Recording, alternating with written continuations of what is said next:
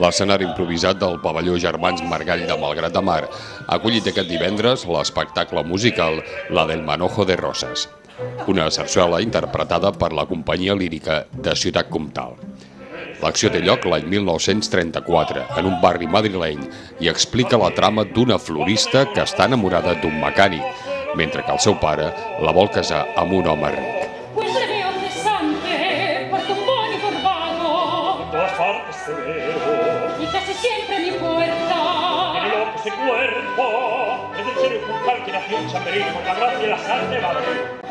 Una història d'amor programada per la Festa Major de Sant Roc i que van poder seguir unes 300 persones.